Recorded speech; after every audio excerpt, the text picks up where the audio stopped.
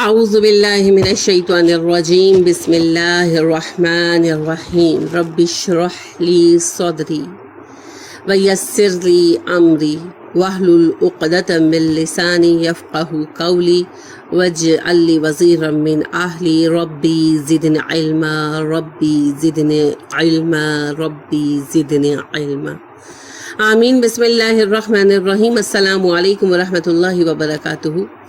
آج الحمدللہ ذوالحج کا مبارک مہینہ اپنے اختتام کو پہنچا۔ حرام مہینہ ہے، بدقسمتی سے حرام مہینوں کی اہمیت ہم سمجھتے نہیں ہیں۔ اب دوسرا حرام مہینہ شروع ہوگا کل انشاءاللہ۔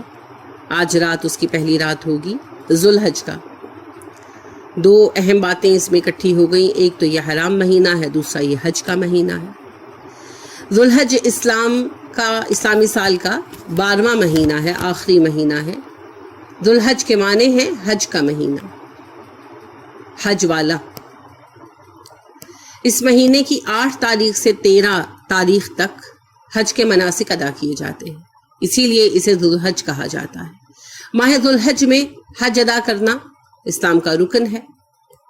ہمارا موضوع ماہ ذوالحج کی فضیلت ہے، حج کے ارکان نہیں۔ اس مہینے کی 10 تاریخ کو عید منائی جاتی ہے، جسے عید الاضحیٰ کہتے ہیں۔ یہ ہمارا دوسرا بڑا مذہبی تہوار ہے، جس میں نماز عید ادا کی جاتی ہے اور قربانی کی جاتی ہے۔ عشرہ ذوالحج جو ہے اس کی بڑی فضیلت ہے۔ حج کا مہینہ ویسے تو پورا ہی بے حد اہم ہے۔ ذوالقعدہ کے آغاز سے محرم کے اختتام تک یہ 3 مہینے مسلسل حرام مہینے ہیں، اللہ کی نشانیوں میں سے ہیں۔ اس میں نفل عبادات میں کثرت کرنی چاہیے، صدقات زیادہ سے زیادہ کریں، نفل عبادت ادا کریں، فرائض کی پابندی بہترین طریقے سے کریں، اذکار کی کثرت کریں، گناہوں سے بچنے کی کوشش کریں، کیونکہ یہ حرمت والے مہینے ہیں، یہ اللہ کی نشانیاں ہیں۔ لیکن اس میں ظاہری بات ہے حج کا مہینہ سب سے اہم ہو جاتا ہے ماشاءاللہ، کیونکہ یہ حج کا مہینہ ہے، اور اس میں بھی اس کا پہلا عشرہ 10 دن بے حد اہم ہے۔ اس کی فضیلت خاص طور پر بیان ہوئی ہے۔ عشرہ ذوالحج میں اللہ سبحانہ و تعالیٰ نے ہمارے لیے خصوصی جو ہے برکات رکھی، لہٰذا سورہ فجر میں ارشاد ہوتا ہے والفجر ولیال عشر، قسم ہے فجر کی اور اس کی 10 راتوں کی۔ اس کی 10 کس کی 10؟ ایک مہینے کی 10 راتیں۔ تو اس پر اتفاق رائے ہے مفسرین کی کہ ذوالحج کی 10 راتیں ہی اس سے مراد ہیں۔ حج کے مہینے کے پہلے 10 دن کی جو راتیں ہیں اس سے مراد ہیں۔ اور مفسرین صحابہ جو ہیں جیسے ابن عباس رضی اللہ عنہ کہتے ہیں کہ سب سے اہم مہینے حرام مہینے ہیں، اور رمضان کے بعد سب سے اہم دن محرم کے 10 دن ہیں، اور سب سے بابرکت راتیں ذوالحج کی 10 راتیں۔ اور میں نے نبی صلی اللہ علیہ وسلم کو یوں ہی کہتے سنا، یعنی ابن عباس رضی اللہ عنہ نبی کریم صلی اللہ علیہ وسلم سے یہ بات نقل کرتے ہیں کہ مہینوں میں سب سے اہم مہینے حرام مہینے ہیں اور رمضان کا مہینہ ہے۔ رمضان کے مہینے کی نیکیوں کے بعد سب سے زیادہ فضیلت والی نیکیاں جو ہیں وہ محرم کے 10 دن کی اور ذوالحج کی 10 راتوں کی نیکیاں ہیں۔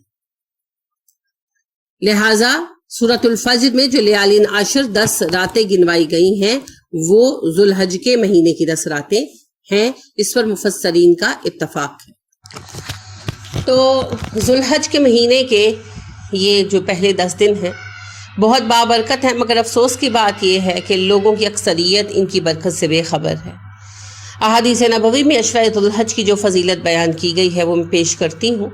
عبداللہ بن عباس رضی اللہ عنہ فرماتے ہیں کہ نبی کریم صلی اللہ علیہ وسلم نے فرمایا جتنا کوئی نیک عمل اللہ کو حج کے پہلے 10 دنوں میں پسند ہے اتنا کسی اور دن میں پسند نہیں۔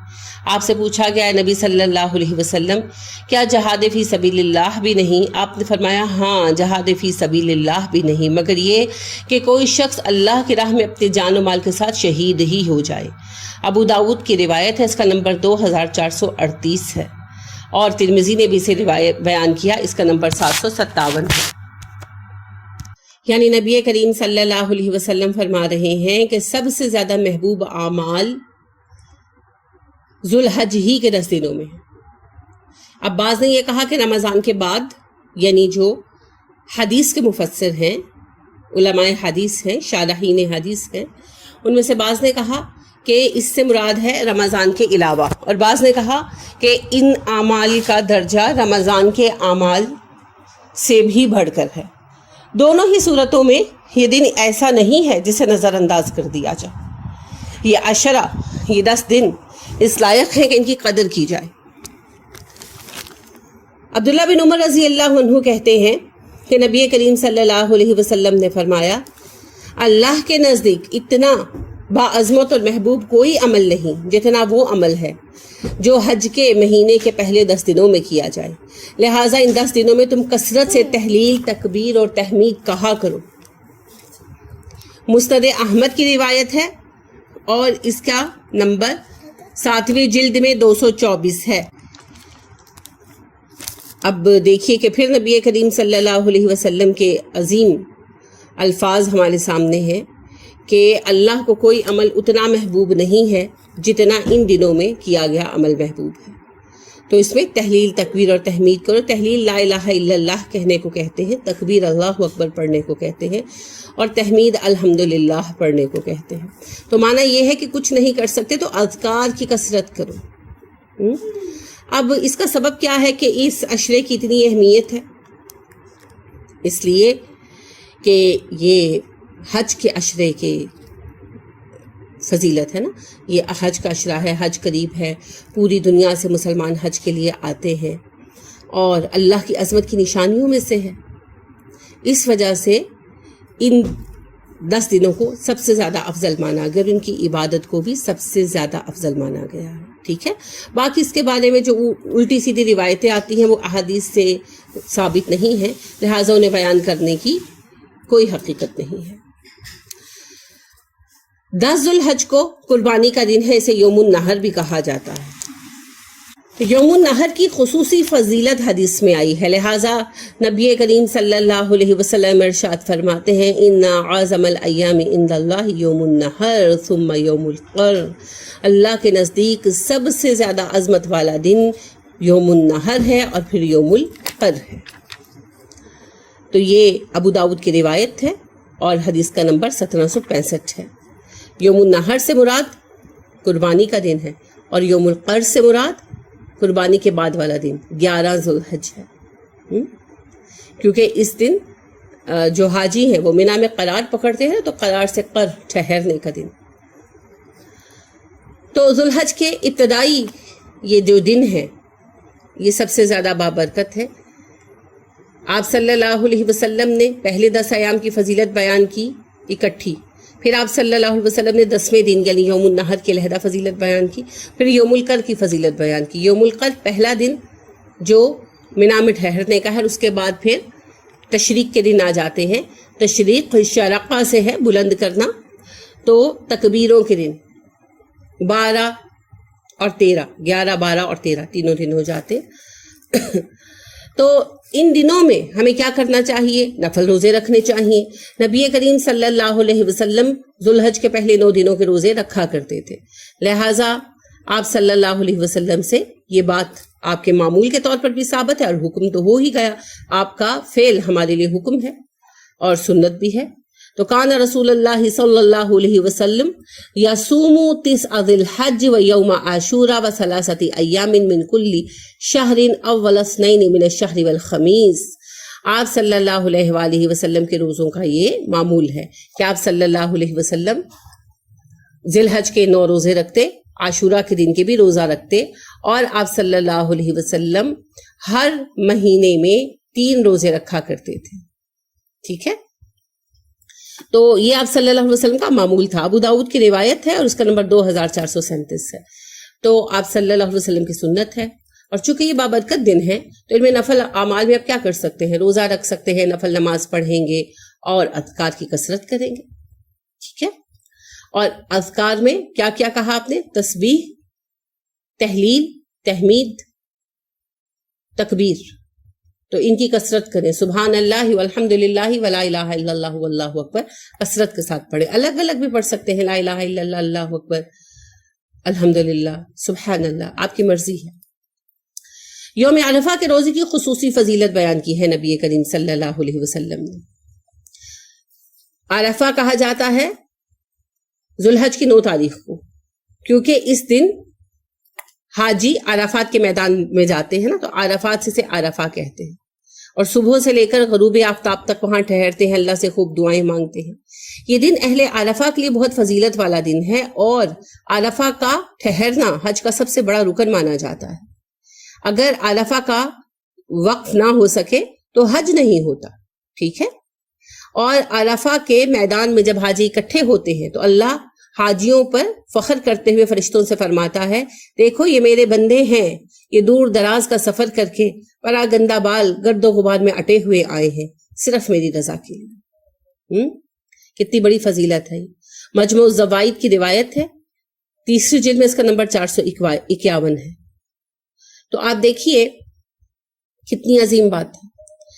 اور ایک اور حدیث میں آتا ہے کہ اللہ سبحانہ و تعالی عرفہ کے دن میں میدان عرفات میں اکٹھے لوگوں پر فخر کرتا ہے, فرشتوں سے کہتا ہے دیکھو یہ میرے بندے ہیں, یہ دور دراز سے سفر کر کے بکھرے بالوں کے ساتھ گرد و غبار میں اٹے ہوئے آئے ہیں.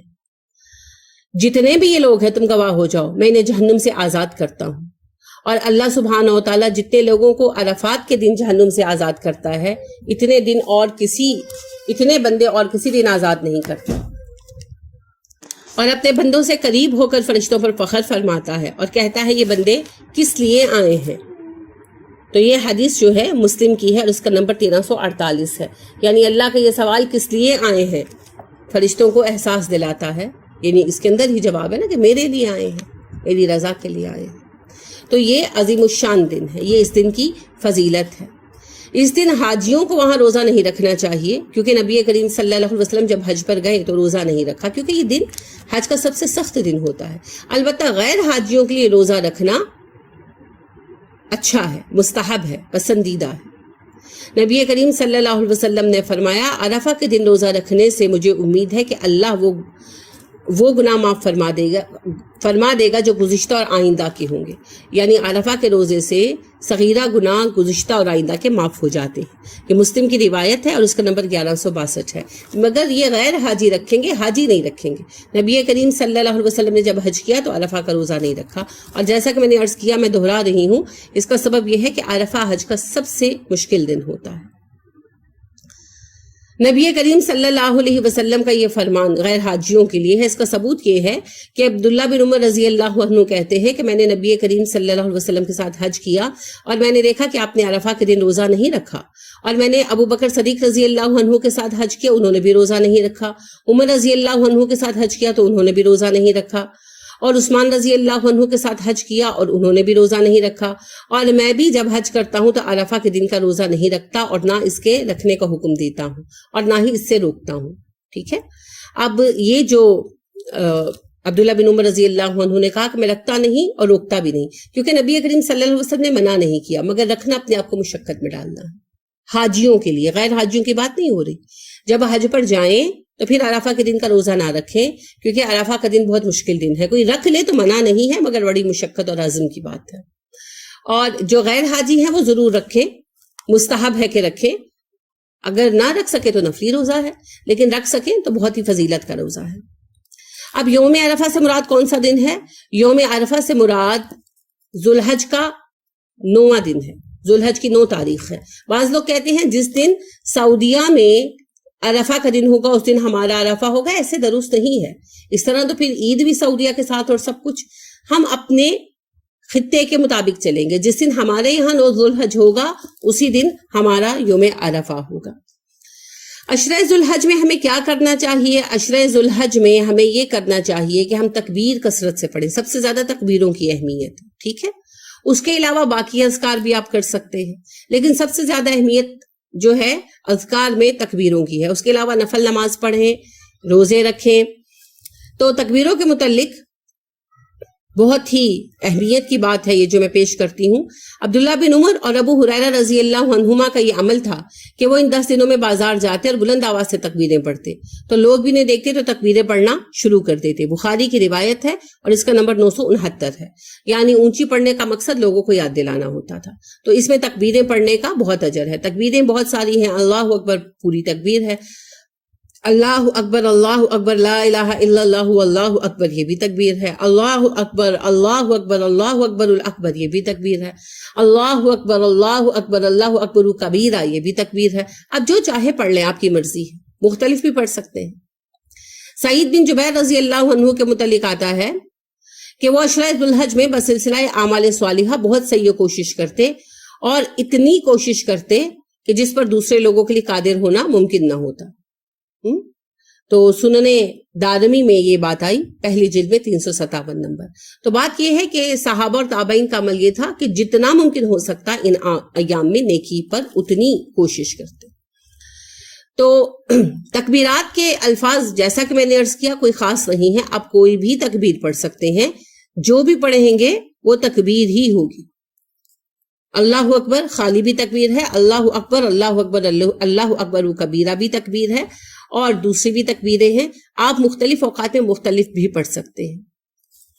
لہٰذا ان دنوں میں کیا کرنا چاہیے؟ ویسے تو ان تینوں مہینوں میں ان چیزوں پر عمل رہنا چاہیے, مگر خاص طور پر جیسے آج ذو الحج کی رات ہے, کل پہلا دن ہو جائے گا انشاءاللہ, اس سے لے کر 13 ذو الحج تک جہاں حج کا اختتام ہوتا ہے, خوب اذکار کریں, نفل نماز کثرت سے پڑھیں اور روزے رکھیں نفلی. پھر جب عید شروع ہو جائے گی تو پھر تو آپ روزہ نہیں نہ رکھیں گے, 10 سے 13 تک آپ روزے نہیں رکھیں گے, وہ منع ہے. لیکن پہلے جو 9 دن ہیں ان کے آپ روزے رکھیں جتنا ممکن ہو سکے, اور دعائیں کریں, نفل نماز پڑھیں, اذکار کی کثرت کریں. اگر آپ نے قربانی کرنا ہے تو الحمدللہ قربانی کی تیاری کریں, اور جو قربانی کرنا چاہتا ہو وہ بال اور ناخن نہ کاٹے جب تک قربانی نہ کر لے. نبی کریم صلی اللہ علیہ وسلم نے فرمایا, جب تم حج کے مہینے کا چاند دیکھ لو اور تم میں سے جو شخص قربانی کا ارادہ کرتا ہو تو وہ اپنے بال اور ناخن نہ کاٹے. مسلم کی روایت ہے اور اس کا نمبر 1977 ہے. اب یہ مستحب ہے, ٹھیک ہے. جب قربانی ہو جائے تو اس وقت پھر بال ناخن کاٹ کر نہا دھو لیں. اچھا, ہماری یہاں غلطی ہوتی ہے کہ لوگ پہلے جو ہے وہ بال ناخن کاٹ لیتے ہیں اور پھر جاتے ہیں نماز عید کے لیے. لیکن ہونا یہ چاہیے کہ قربانی کے بعد بال اور ناخن کاٹے جائیں, سنت ہے.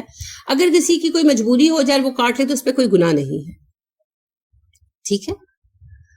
اور جس نے قربانی نہیں کر دی تو وہ اپنے معمول کے مطابق کاٹتا رہے, اس کے لیے ایسی کوئی سنت نہیں ہے. قربانی کے احکام ہم علیحدہ ڈسکس کریں گے انشاءاللہ. یہاں صرف ہم عشر ذو الحج کی فضیلت ڈسکس کر رہے ہیں.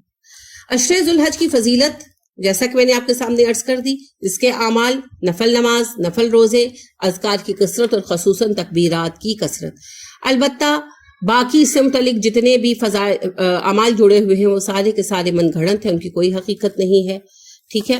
جو یہ کہا جاتا ہے کہ قربانی کرنے سے پہلے جو ہے کچھ کھانا نہیں, صبح سے لے کر قربانی کے وقت تک, ایسی کوئی بات نہیں ہے. ایام تشریق میں روزہ نہیں رکھنا چاہیے, یہ بالکل یاد رکھیں. 10 تاریخ سے 13 تک 4 دن جو ہے اس میں روزے نہیں ہوتے, یہ نہیں رکھنے. 10, 11, 12, 13 ذو الحج کا روزہ نہیں ہے, منع ہے, نہیں رکھنا. اور جو ہے عید کی رات کو ساری رات جا کر عبادت کرے, ایسی بھی کوئی بات نہیں ہے. اور حج کے مہینے میں جو بھی ادھر ادھر کی انہوں نے باتیں بنائی ہوئی ہیں ان میں سے کوئی بھی بات صحیح نہیں ہے. اور یہ 9 روزے جو ہیں یہ بے حد افضل ہیں, اس میں کوئی شبے کی بات نہیں ہے, مگر اس کے متعلق جو فضیلتوں میں حدیثیں سنائی جاتی ہیں وہ صحیح نہیں ہیں.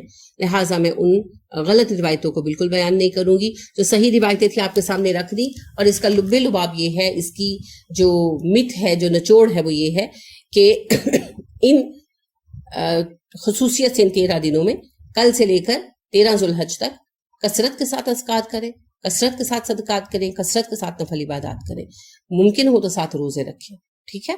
اور اللہ رب کریم ہم سب کو توفیق دے, ایک دوسرے کے لیے دعائیں کریں, ایک دوسرے کے لیے کثرت کے ساتھ دعائیں کریں.